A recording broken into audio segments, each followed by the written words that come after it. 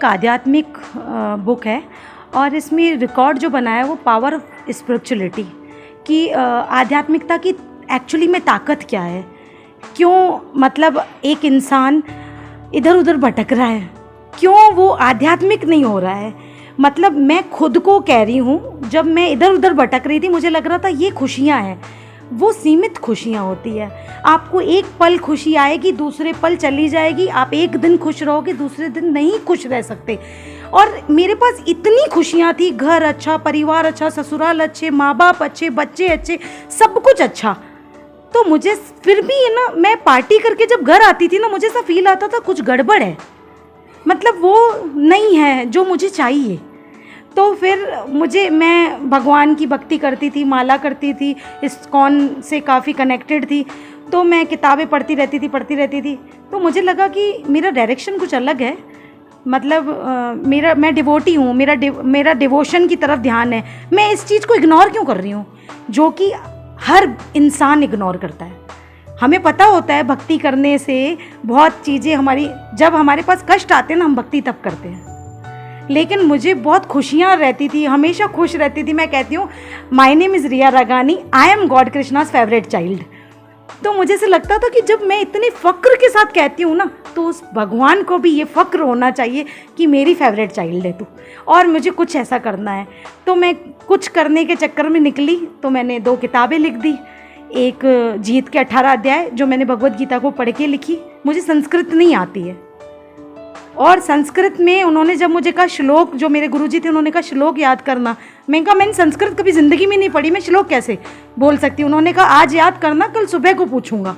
और मुझे सारे श्लोक याद थे। वो ऐसे मैं स्पीड से पढ़ने लग गई, मतलब बोलने लग गई। ओम अज्ञानतिमिरान्धस्य ज्ञान चल के यानी तस्मै श्री गुरुवे नमः चैतन्य मनोभीष्टं स्थापयन्तं करुणासिंधुं, ऐसे करके मैं काफ़ी सारे मंत्र कहने लगी। और मैं खुद ही हैरान हो गई कि पावर तो है भगवान में, इंसान का सामर्थ्य ही नहीं है कि वो उसको याद हो जाए। ऐसा जो लैंग्वेज ही नहीं आती आपको और आपको वो याद हो जाए।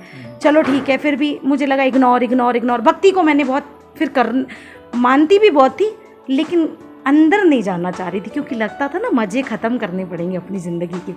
तो वो मज़े ख़त्म नहीं करना चाह रही थी।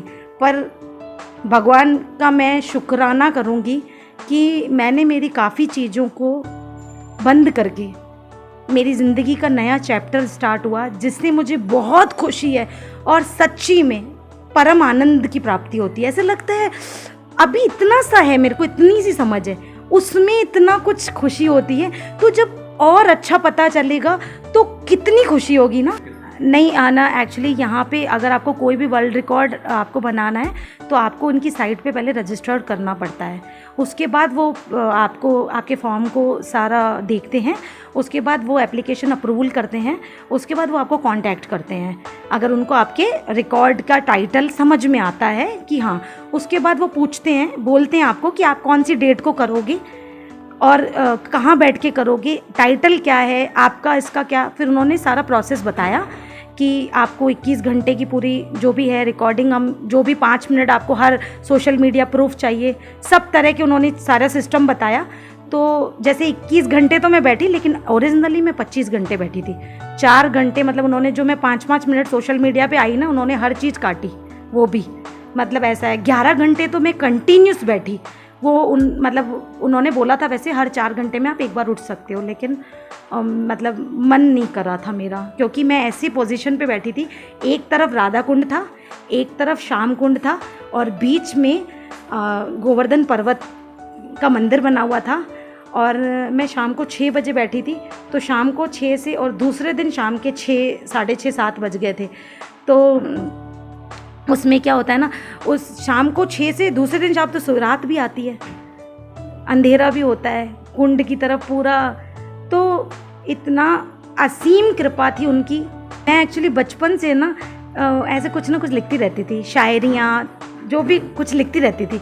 तो शायरियाँ लिखती थी पहले तो एक्चुअली, फिर ना शायरियों का सिलसिला चलता रहा। और फिर उसके बाद क्या हुआ, मतलब मैं जब शादी करी तो अपनी ज़िंदगी में दुख सुख ऐसे अनेक स्थितियाँ आती है, तो फिर मैं उस टॉपिक पे लिख देती थी। मतलब मैं मेरा दुख लोगों को नहीं बताती हूँ, मैं लिख देती हूँ, और मैं भगवान को बता के लिखती हूँ।